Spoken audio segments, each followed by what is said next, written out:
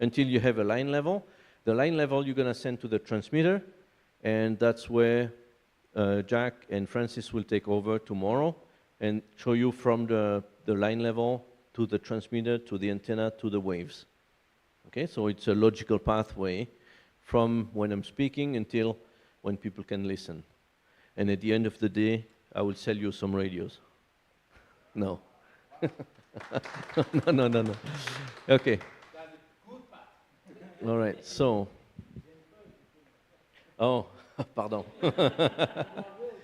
Je vous ai oublié. J'ai oublié le français.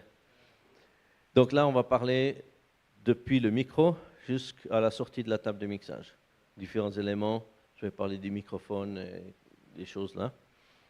Et puis demain, on va parler depuis la table de mixage, l'émetteur, l'antenne, et ça part dans les ondes.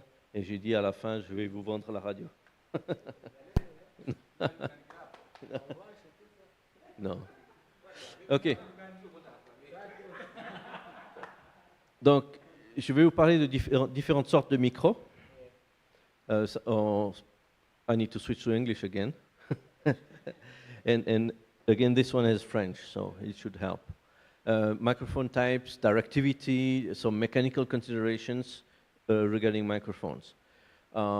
Cables, like audio cables, what they are and the different types, different characteristics in cables.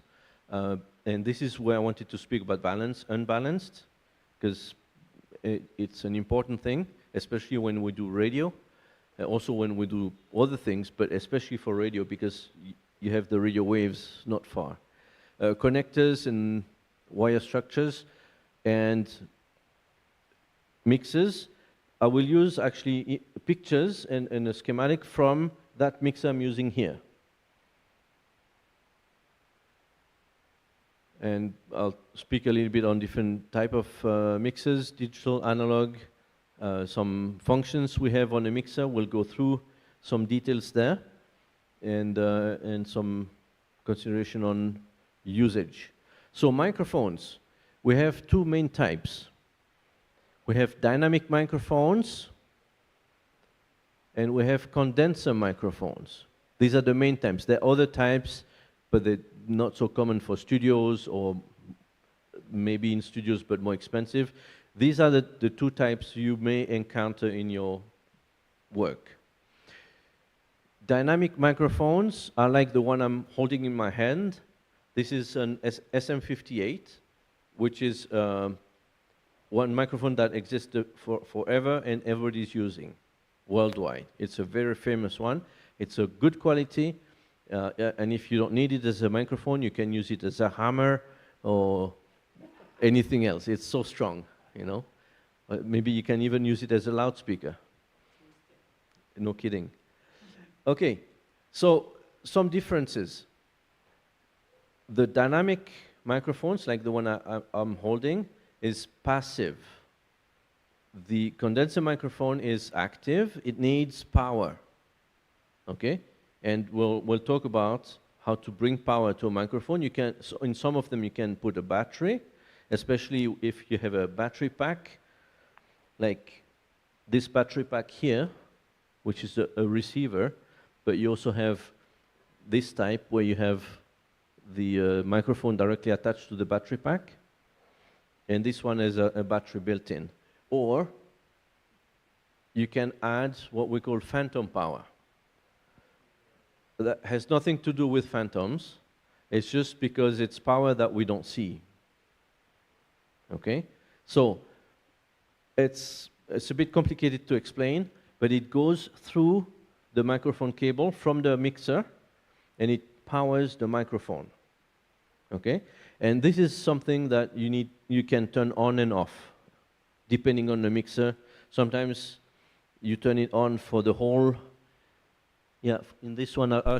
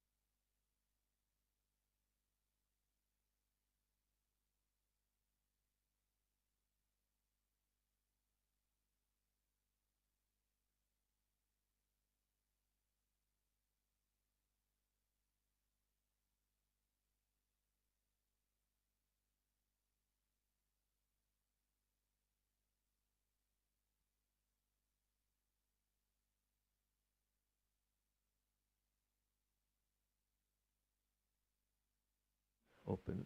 Okay, we're back. Thank you. New batteries. Where are we?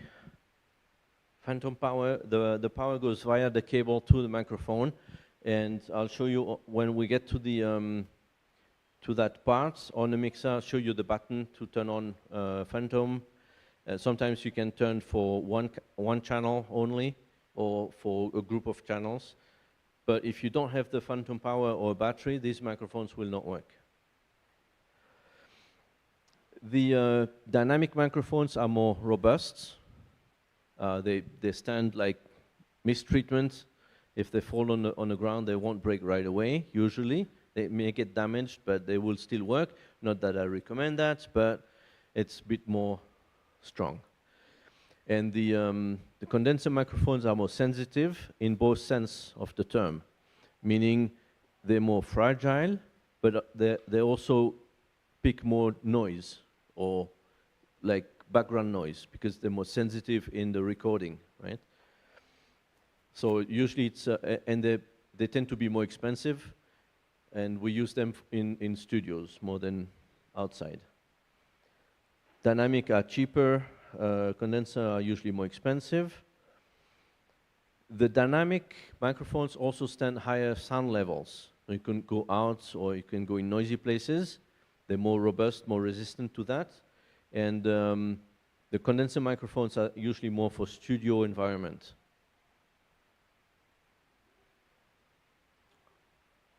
Was that too fast? You want? Yeah.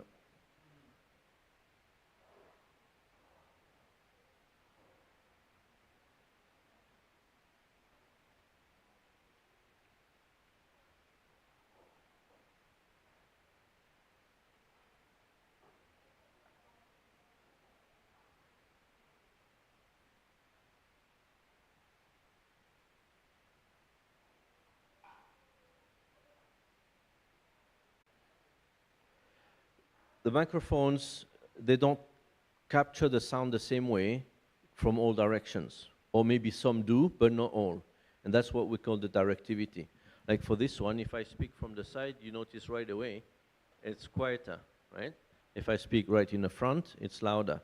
That means this one, it has more sensitivity towards me, right? And there's a name for that. Not this one. This one is omnidirectional. That means if I was to speak from the side or from behind, or usually it's not 100% omnidirectional, but from any direction it would capture the same volume, right? So that's what we call omnidirectional. It's the same in French, omnidirectionnel. The second one is cardioid, which is the one I have. And you see the diagram shows here at the top is 0 degree. When I speak right in front of it, it's 100%. It's the furthest from the center. But if I go on the side, it's down, what is it, 6 dBs. It's a lot less sensitive. And then from behind, it's almost 0. I don't need to demonstrate. I demonstrate it from the side. And if I go further, speak from the back, then nothing will come in, okay? And you can have an extremely cardioid, which is even more, taking more directive in the axis. And they have some zeros at different places. This is already too detailed, but cardioid is what you want to remember. There is one type of microphone that is figure of 8. And this one is taking from the front, from the back, but not from the side. And sometimes we use that if we have only one microphone for 2 people talking. But I didn't see that very often, to be honest.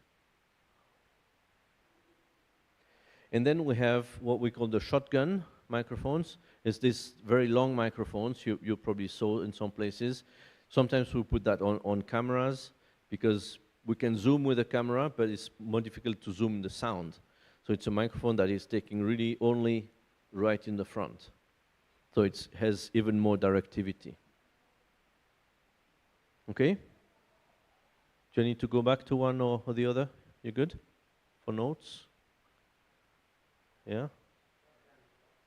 Sorry? Shotgun is very, oh, thank you, Jack, you have one.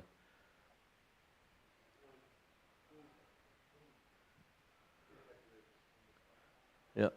So let's just show it to the camera. That's a shotgun, yeah. So it has lots of directivity. It takes like the direction it's pointing with much sensitivity. And yes, you put it on top of the camera. Hmm? La perche, la perche, c'est pour tenir le micro à distance. Ça, c'est le micro-fusil. Donc, on met ça sur la caméra. Si moi, j'étais une caméra, on mettrait comme ça. Et quand je regarde là-bas, ça va aussi enregistrer le son qui vient de là-bas. Ça, c'est la perche. That's the boom. Yeah. But the boom is to hold the microphone far away. It doesn't need to be this type of microphone. Oftentimes it is. It doesn't need to be. That's two different things. So it would be sensitive when I speak straight into it. And if I speak a little bit on the side, it would take almost nothing or much less. Yeah, that's a present for you. Well, the holes, the ribs on the side is actually part of why it is directive. There's a special name for that. Yeah. Yeah, it's called interference tube. You know that? Yeah. Because basically sound, if sound comes here, it goes straight to the membrane. If sound comes here, it also comes in the backside, so it cancels. Yeah. Okay. I'll talk about the other thing you have on your other hand. Okay, so directivity, that's one thing. Most of the microphones you are going to use will be cardioid or maybe omnidirectional in studios, you know. But it's just for you to know that there are different type of microphones.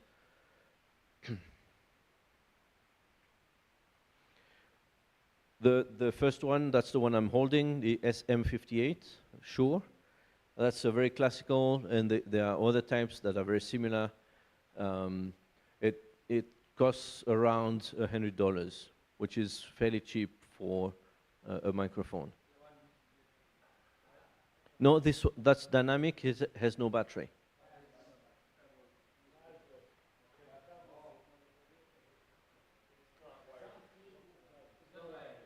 Ça, c'est avec câble. Hmm? No, this one is not wireless. See this one I'm holding? Maybe, sorry, I should have explained. This part here that I'm holding is a transmitter that is connected to the microphone, right? I don't want to disconnect it now because I'm actually using it, but I can show you later. So if I remove the transmitter, it would look exactly like this one. And then we need to put a cable in the back. Usually it's that way. Thank you for pointing that out. This is a transmitter in which I connected a microphone. I could connect Jack's microphone into here if there is phantom power, because I guess it's the... Oh, okay, anyways. I could connect another microphone on this transmitter. So the transmitter has power? It has batteries.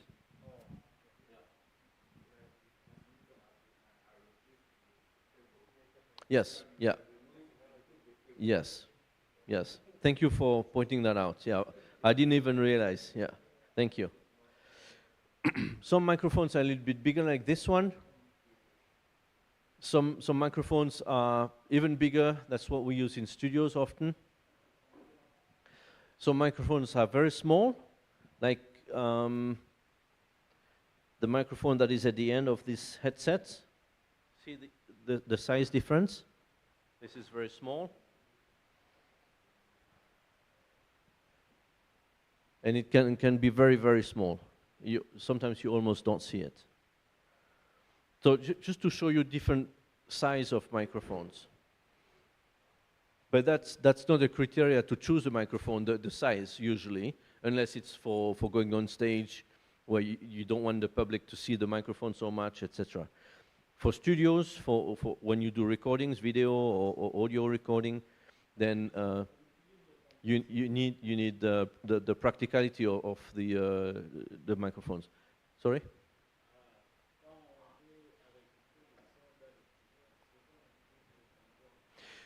On utilise beaucoup l'alimentation fantôme dans les studios parce qu'on emploie des microphones dynamiques dans les studios. So when we use dynamic microphones, oftentimes in studio we need the phantom power. Yeah.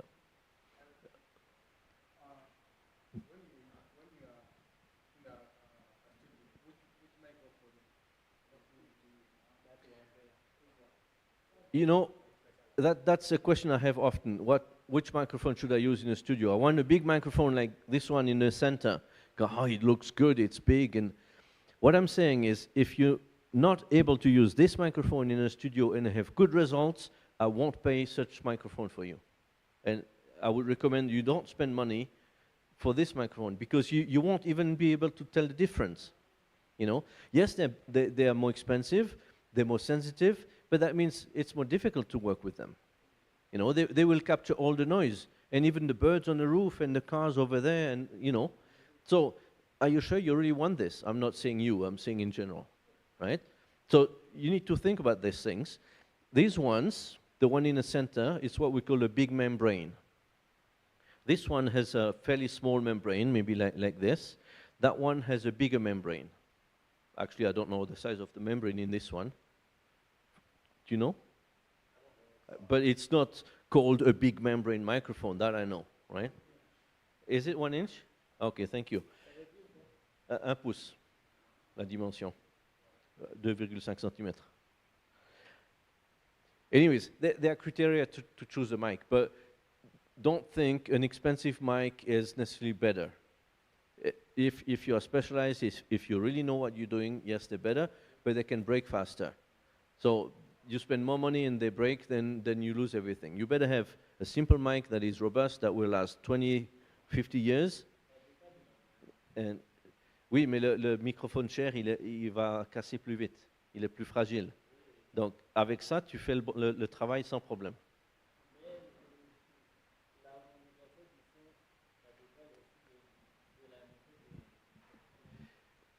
Ce que j'expliquais avant, c'est si tu n'arrives pas à travailler correctement avec ça, tu ne vas pas arriver à travailler correctement avec l'autre, qui est plus cher, plus difficile. C'est ça. C'est ça. The microphone with phantom power, the dynamic, the condenser microphones are more difficult to use. It's, yeah. All right. Now there's an important element that you want to know. I call that the capture direction. I don't know if there's an official term for that, but sometimes you see a big microphone like this, you don't know if you need to speak in the front or on the side, because sometimes it's a bit confusing. You know this microphone? It's quite common. This one, you speak at the end, like this. And if you remove the foam at the end, the bonnet, you can see inside, and you see the membrane, so you know which direction to speak into. That one is expensive, yeah, like 600 or 700 or something. Maybe even more? 400s, okay. This one looks different, different shape. Where should I speak? Front, on top? Around? Yes. Well, not all around. There's one direction. You know, if it's here, it's not here, because usually it's cardioid. And some of them are figure of 8, so you can speak front and back. And this one, you can actually switch. There's a switch here, and you can decide if you want to have cardioid, omni, or figure of 8. No, this one is not. Well, this one has no wire at the moment, but it's not a wireless mic. And if I remove the grill, this is what you see inside, that's the electronic, and that round thing is what we call the membrane. So you see that you need to speak straight in the right direction.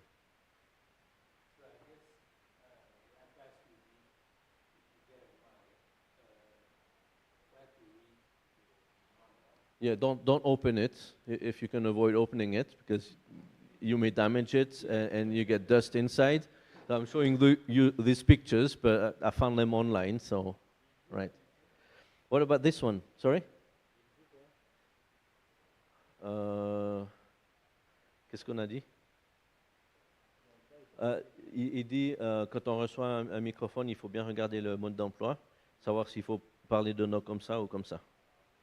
Et j'ai dit, il ne faut pas ouvrir pour voir dedans, sinon on risque de casser. What about this one?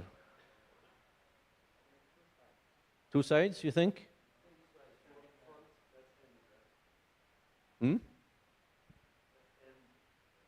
End, like this? That's the term we use? End address? Or side address or end address? Oh, thank you. I didn't find that term.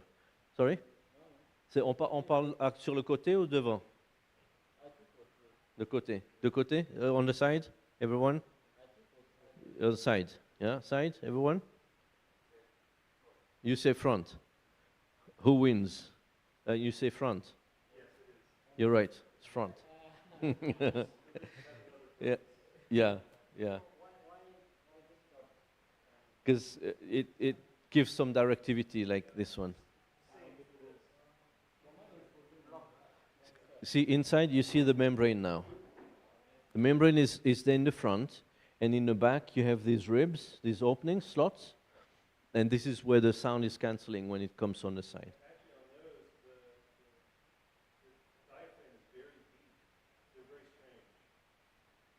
Okay, I thought it was there the front. I thought it was here.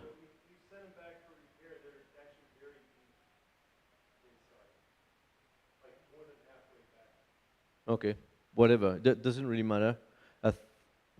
Yeah, whatever.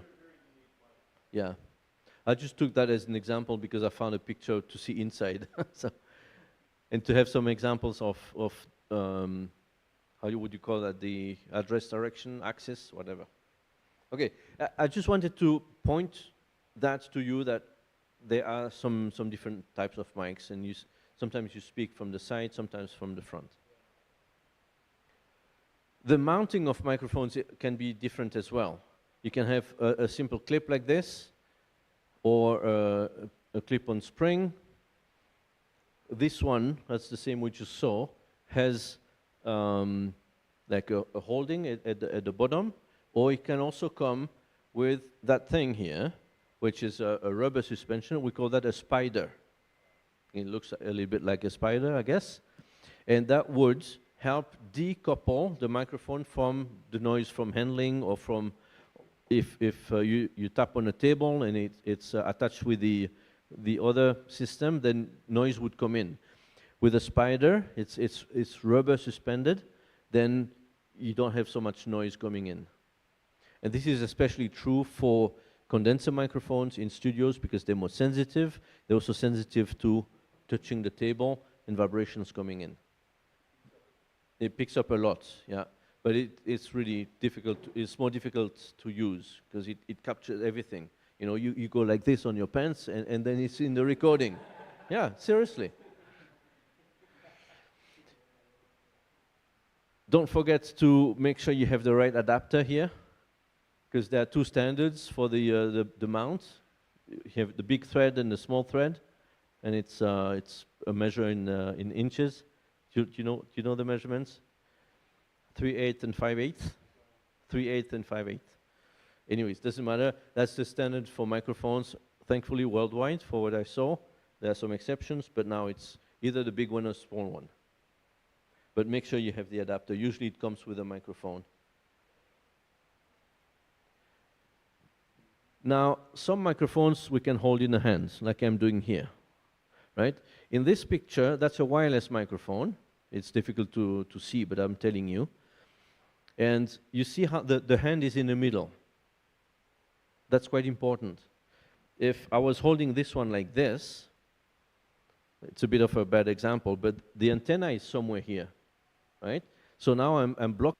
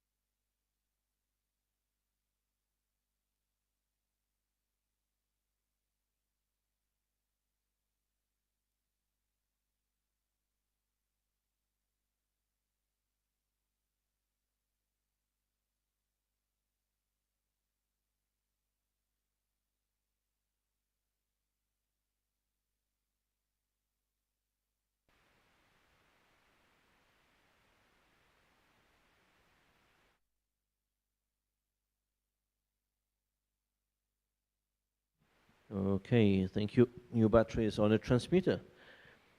So I say that for the recording, as we were changing the batteries, I showed that the transmitter can separate and we can see the connector in the back. All right, so I was saying if my hand is like this on a transmitter, I can block the waves. So it's not ideal. Don't hold a wireless microphone like this. Hold it like this. And then, have you seen singers holding microphones like this? You hear the difference right away. You hear? If I hold it like this, or if I hold it like this. So why are singers singing like this? If you are the church technician, it's your responsibility to tell the people, don't do that because it looks good. It sounds bad. And you can do the same demonstration. I didn't expect such a big difference, but it's enormous, right?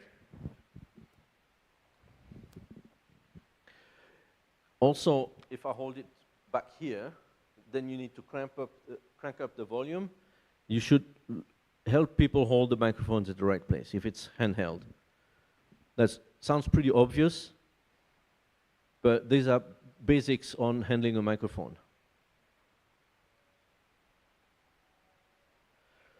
I found some interesting graphs. They measured the frequency response depending on how you hold it.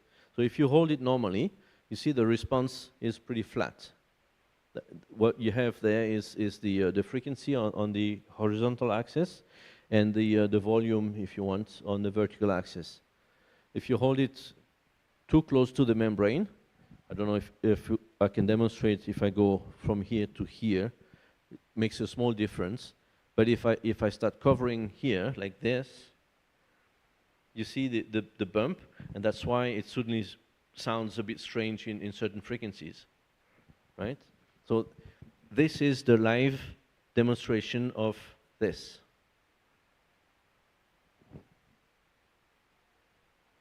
Oh, that's almost a joke. Yeah. Okay. So sometimes we have, and that was the case when I was wearing the headset, sometimes my breathing was going into the microphone, and like if I would blow on this one, it makes noise. This one is pretty good for that, but other microphones are sensitive. So what we do, we put a piece of foam on them. It can be a simple foam like this, or can be something more fuzzy with hair. And we have an example here. And this is very good for cutting the wind. So you can record outside where it's windy, and you don't have the wind in the microphones. Yeah. Ça va? We use the same word, bonnet in English and la bonnette en français.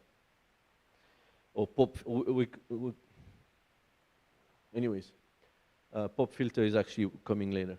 And see the same microphone like before, they come with a foam integrated. It's part of the microphone. This is a pop filter. It's a simple grill that you put in front of the microphone, and that cuts the wind that comes from the mouth. Sometimes it's even integrated with the mount. We do that in studios, and you as technician are responsible to hear that when you record. And maybe you want to test the recording when someone comes. If someone comes regularly, you know how the wind is coming out of their mouth, and you need to tell them, stand a little bit back, or you can put the microphone maybe here, or maybe here. You need to test what works better. Or sometimes you need a bonnet or a pop filter to cut these noises. This is the proximity effect. So I will need the help of Francis. I will speak at different distance from the microphone, and I want you to try to regulate my level, always the same as much as you can.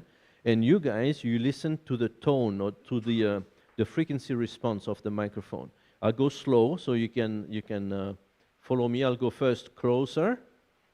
When I'm just telling you so you can anticipate. I'll get closer and then I'll go far.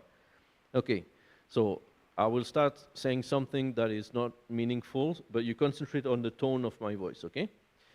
Okay, this is a normal distance, and I go closer, and Francis is adjusting the level, and he's doing a very good job, and I can hear the difference in the tone of my voice. Now I'm going further and further. This is the normal distance, and if I go even further, he needs to crank up even more, and my voice is changing tone. You hear that? Thank you, Francis. Go normal again. So this graph is showing you the frequency response depending on the distance. Okay, if you go close, it increases the bass. That's what we call the proximity effect. If you speak very close to the microphone, and this is the way people do boomy voices, like I was talking about earlier. You have this very, very low voice that some people like. But if you speak too far, then you don't capture lots of basses. So the proper distance is about this. That's the standard for most microphones. Sometimes you can go a little bit more. Depends also on the acoustics that you have. But this is something that you need to pay attention to when you're recording. Okay? Questions? So now, a very important topic, the cables.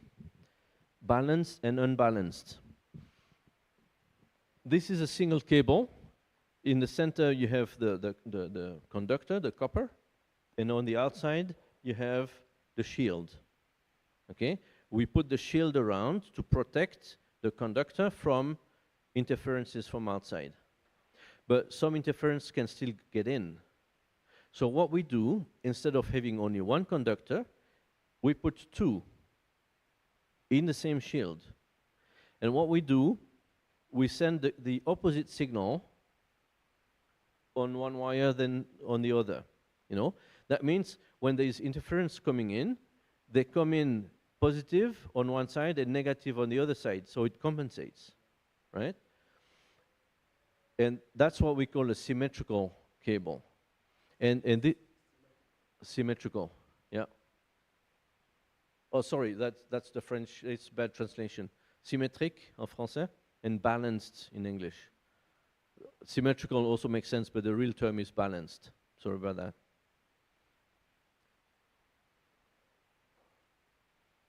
And that's the reason you have 3 pins on these connectors called XLR. I'll come back to these connectors, because you have the ground, the plus and the minus, right? But then you need to pay attention what you do with that. You shouldn't do stereo because you have 2 wires. Some people do that sometimes, but it's not correct. What you should have is a double single, right? A double unbalanced. And sometimes you see the cable, you can see that there are 2 cables together in parallel, but the insulation or the shield is separate. The reason is, if you don't have the same signal like on a symmetrical cable like this, but you go left and right stereo, then the cables can influence each other. So because you don't have exactly the same sound on left and right, you can have the sound from left going to the right by just the cables being side by side, and the right going to the left. So you shouldn't have this cable for stereo. You should have a dual unbalanced. Yeah. Anyways, I'll show you connectors. It will be easier. So this is an old connector called RCA, or cinch. In French, we say cinch a lot. En français, on appelle ça cinch, non? Ou RCA. Il y en a aussi sur la table de mixage là. There's also one connector like this on the mixer. The next one is the one of the most classical connectors called jack or TS. You know, we have also a lot on this mixer, we can see. And this one has only 2 connectors. There's the shield, and the T is the tip, as the signal. And this is for unbalanced, right? The next one, I have two connectors and a shield. So it's called TRS, tip, ring, shield. And that is there to have the connection for a balanced cable. It has two wires and a shield. So one is going to the tip, one is going to the ring, and then the shield, right? And then we have the XLR, which is the classical 3-pin, like I have on this microphone. And it has also the ground, as you can see the text, the ground, the positive and negative. Okay? And you have male and female. Usually for the TRS, the female is always on the device, and the cable has only male. For XLR, you have male and female on the cable. And then you have the small, the 3.5 millimeters or 1/8 inch. You can have TRS, and this is usually used for stereo, for left and right, okay? So it's dual unbalanced. So each channel is unbalanced, right? And you will see why I'm saying that. And then you have another one that is TRRS. This is usually used for what you can plug in cell phones, though it's disappearing because they're taking away this jack on cell phones. But that was to have left and right stereo and the microphone.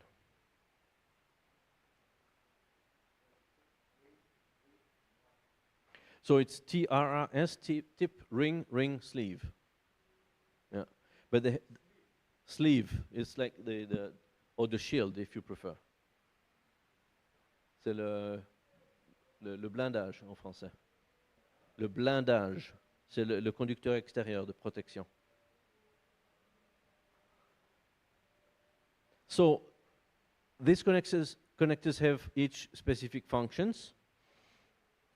And these two types are meant for balanced, right? Because they have the two connectors, conductors, plus and minus, and the shield, right? And the other ones, they have either one conductor or one conductor for each channel. So the two on the left are unbalanced for one mono channel, but unbalanced. And on the right, you have the mini jack or the 3.5 millimeter jack, which is stereo, left and right, but each is unbalanced. Okay? Now, be very careful.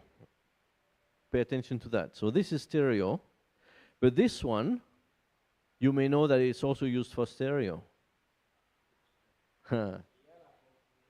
So that's complicated. So this one is unbalanced. It's used on headphones. You have your headphones, Francis?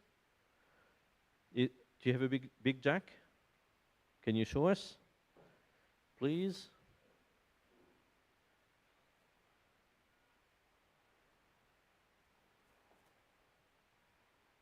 Thank you.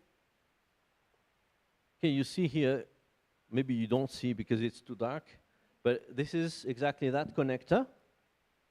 But this one is used not for balanced, it's used for stereo. So for headphones, it's pretty obvious what it's meant for. It's for stereo. But sometimes when you just have a cable with connectors in one end and this connector at the other end, you don't know exactly what it does. And I'm going to give you some details as to what is good to have, what you should not have. Yes?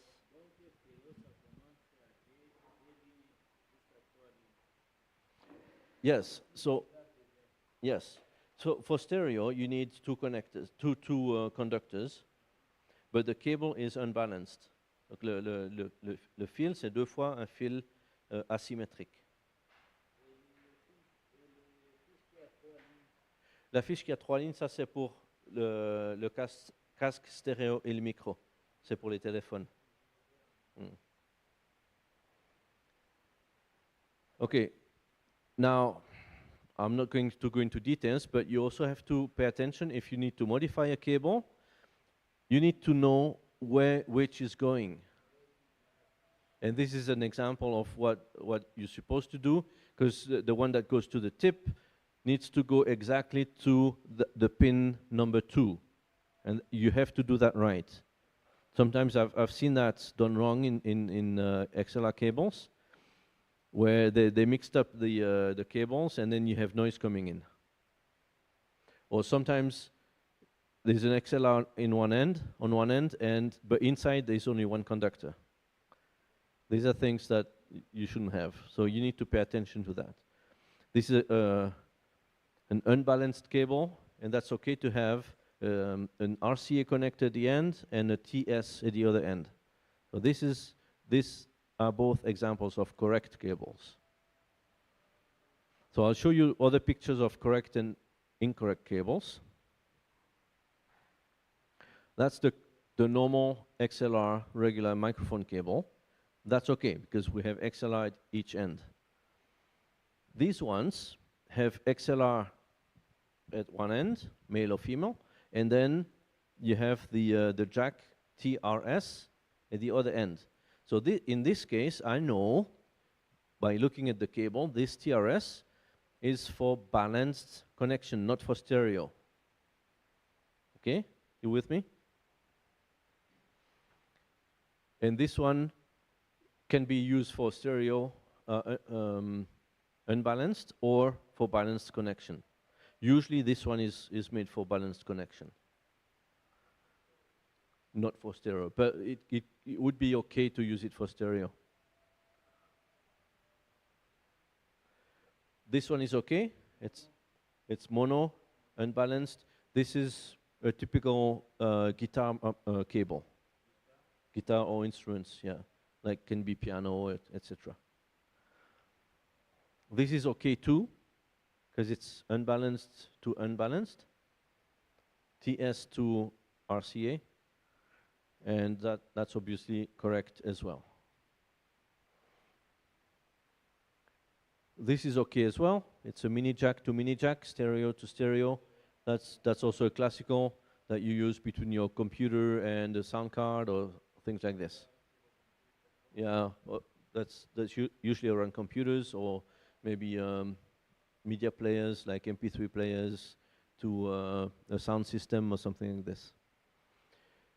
This is a bit of a special cable. And I'm actually using one in my installation here.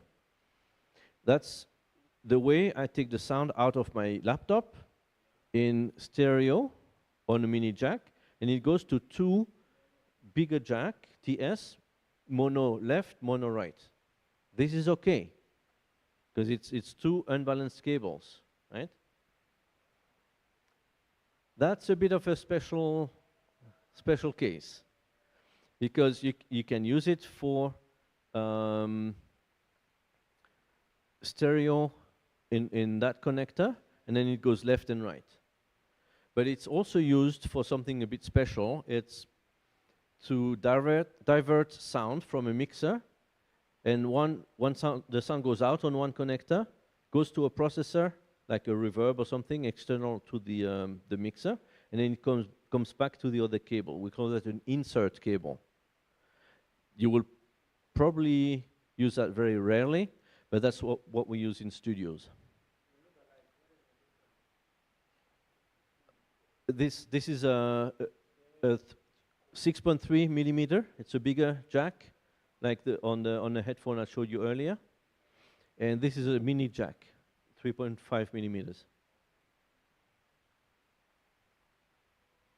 So just be careful with this one. Know what you have and how you use it. And now, the big no-nos. You see the problem with this one? Qu'est-ce qui va pas avec ce câble-là? C'est quoi le problème avec ce câble ici? Mm-hmm.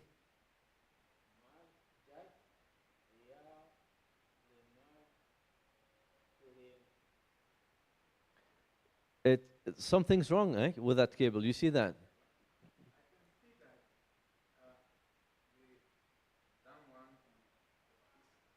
XLR. Yeah. No, it's not stereo, that's balanced. Yeah. But the other connector is unbalanced. So I don't know how they wired this one. I have an idea, because we do that often, but it's not correct. Sometimes we can use it when we know what we do, but it's not a standard. You need to be very careful with that.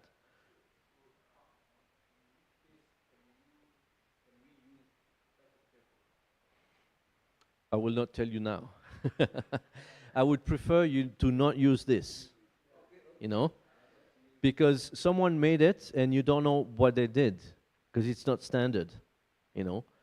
Yeah, I can tell you, I know, but I don't want to confuse you. Please remember, this is not 100% correct. Avoid it. Go with correct cables. Yeah, and same problem here. Goes from balanced to unbalanced. We don't know what they did. This should not exist. Okay. I also don't want to spend too much time on this, but just so you remember these things.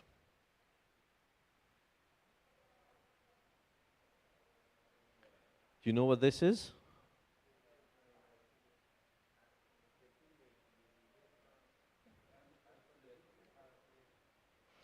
Non, non, non, ça c'est pour distribuer le ketchup, la mayonnaise, la moutarde.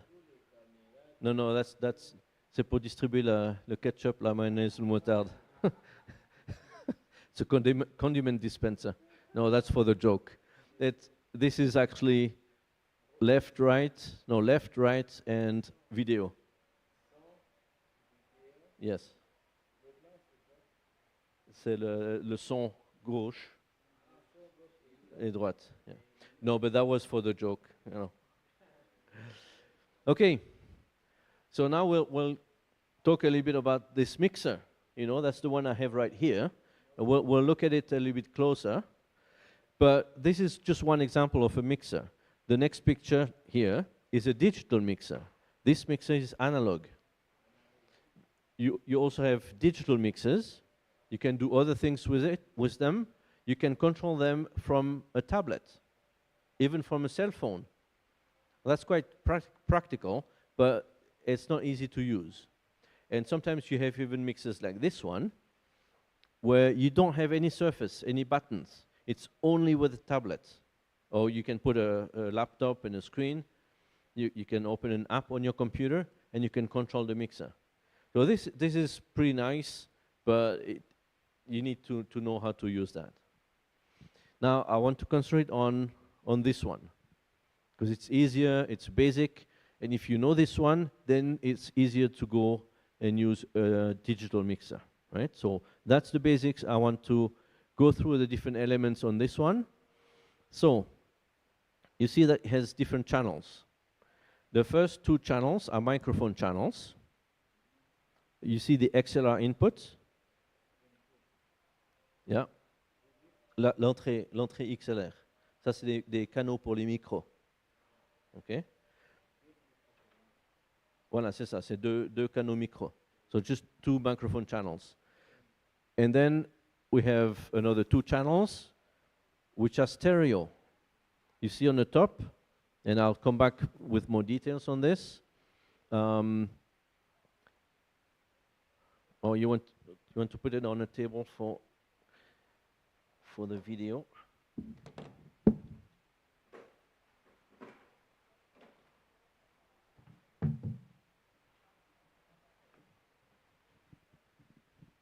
Okay. And then we have other elements. There's one funny input where you can do almost nothing but just a level. That's typically used for an effect return. And then you have outputs with one button to control the volume, and then left-right output. And on this one, you have another output, which is for the headphones or the studio monitors. You see, it has, we'll come back to that. So here, that's the input for the first two channels. You have an XLR input, that's for the microphone. But you can also have a line input. Line input is for powered instruments, like a piano typically, or keyboard, right? It has more volume. Microphone is very little volume, or electric level. And then what you have here is what we call the trim. The trim is like a pre-amplifier because you want to get your microphone to a range that is already pretty similar to other channels, right? Like it's because you want on a fader, on the main button, you want to be able to adjust something. You don't want to be full all the time or low all the time. Yeah. So you need to adjust the trim. That's a very broad adjustment. If you have a very little signal or strong signal, you need to adjust. So it's a pre-adjustment, and then you don't touch it anymore. When you do the mixing, you don't touch that usually. There we have the equalizer that we played with this morning, with the high, the mid, and the lows. Okay. This is another output. I'm not going to talk much about this in this one. And this is the pan. Someone was asking, was it you, about left, right, and sometimes you have more on one channel, more on the other channel. This channel is mono. You have one connector, you have one microphone. Is it going left or right on the stereo?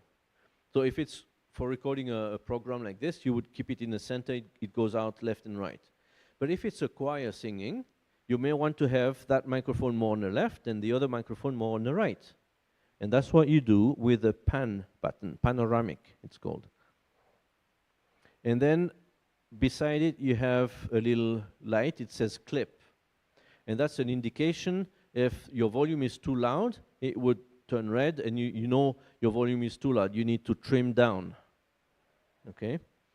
And the last button here is what we call the fader, which is not a fader. Fader is the linear thing.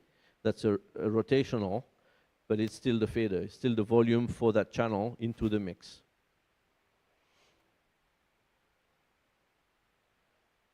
This is the stereo channel.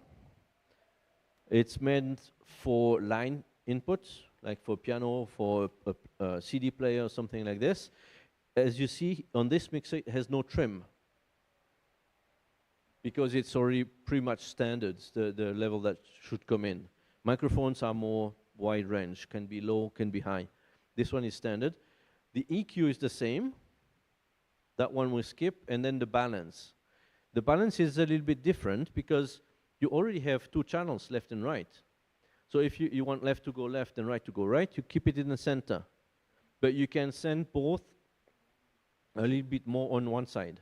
So you can balance left or balance right. You see, it's called balance. It's not called pan. The other one is panoramic, because it's one channel, you send it left or send it right. This is balance. You balance both to the left or to the right. And then the last button here is the general level, or the fader. Except it's acting on left and right as a stereo channel. And this is another input channel. This one has only two TS jack or TRS jack inputs. And by the way, we don't know here if it's TS or TRS, but you're going to learn that later. I'm going to show you how to know. And oftentimes they do a smart trick, so you can use either or. And down here is the level, like on all other channels. This is the output. You have left and right output, and the control, and then the VU meter. That gives an indication, but they're not merely LEDs, right? It just says 0 plus 6 in clip, and minus 20. So it's really coarse. Not many details. It's basically just to see if you have signal and if the level is not too much. Here you have the button for phantom power. If you need phantom power for the microphones, you need to turn that on. And then you have a light here. It says plus 48 volts, plus 48 V, 48 volts. That's the voltage that is sent to the microphone. You don't need it for that, for dynamic microphone. You need it for Which microphones? If it's not dynamic? Condenser, yeah. And that's a little light that turns on when the power is on. Okay. And then here you have the outputs. That's the one button to set the level on the headphone. And you have the headphone output, and left, right, it's to feed speakers in your studio. So you can use either headphone or speaker or both, right, depending on how you work. All right, we're getting to an end. Everybody's tired, me too. I want to show you something special on this mixer, and you can have that on many mixers, is a block diagram.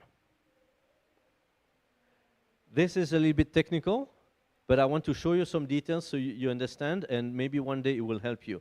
Usually you can find the block diagram on the internet for your mixer, and it will give you some indication. And because it's a bit special, I want to show you and explain.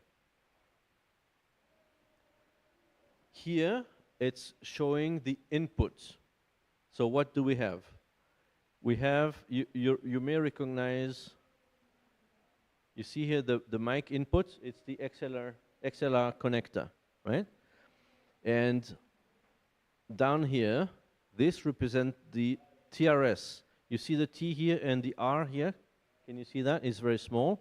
It's a tip, ring, and S for sleeve, right? It's for the jack, yeah. And then you understand it's going in. Here, that represents an amplifier, etc. And that's the EQ. Can you see my pointer? Oh, that's better. The next block here, that's the EQ. It represents the EQ, so you know where it is. And then from here, it goes out for the clip LED. And then that's the channel level, that's an amplifier. And here you see the panoramic, and it sends left bus, right bus. What we call bus is a line that will collect all the sound that comes from everyone.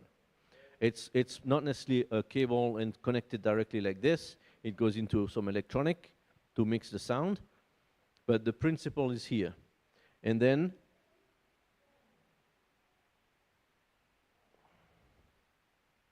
this is the stereo input, where you see you have left and right. And you see here, it's a little bit complicated, that second connector. And this is the trick I was talking to you about. See here, come on.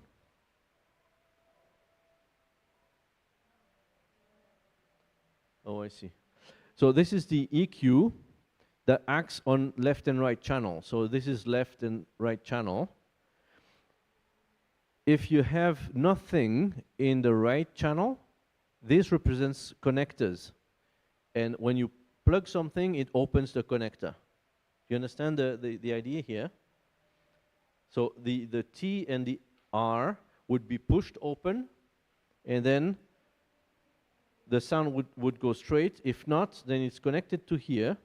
And so the sound that is entering the mono channel, the mono side, is going down here to the right side as well. So that's a trick they did on these mixers. If you want to use the stereo channel, but you have only one mono signal, you put it to the left, and it goes automatically to the right.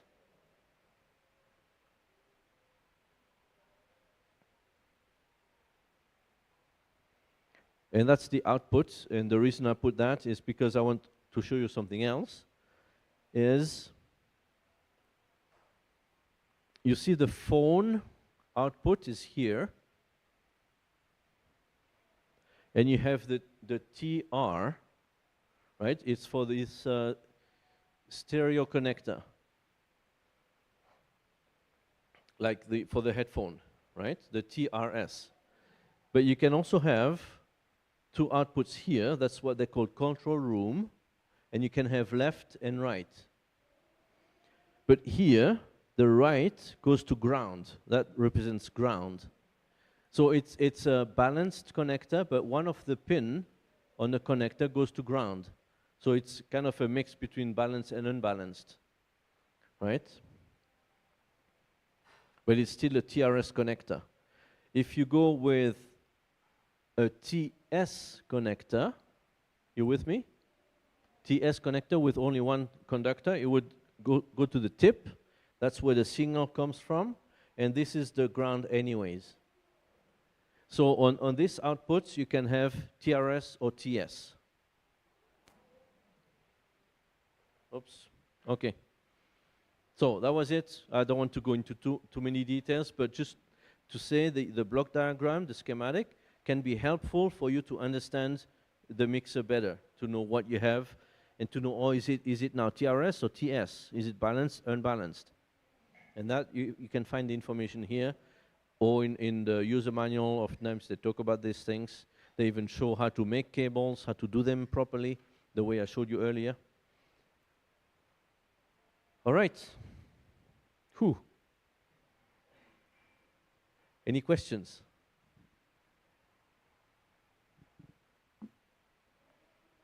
That was a lot, eh? But that was good use of time. So thank you for coming.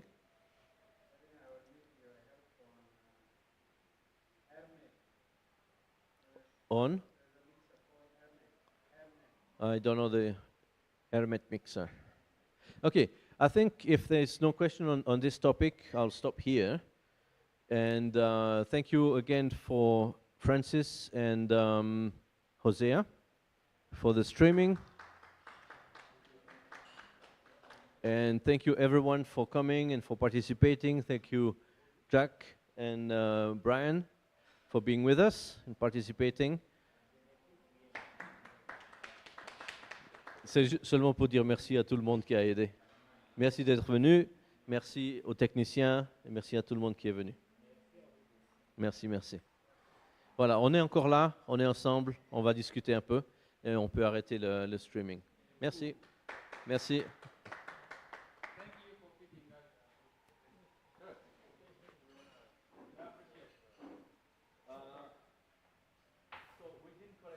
We didn't collect the $5. So if you want to go to Brian, he will just write your name.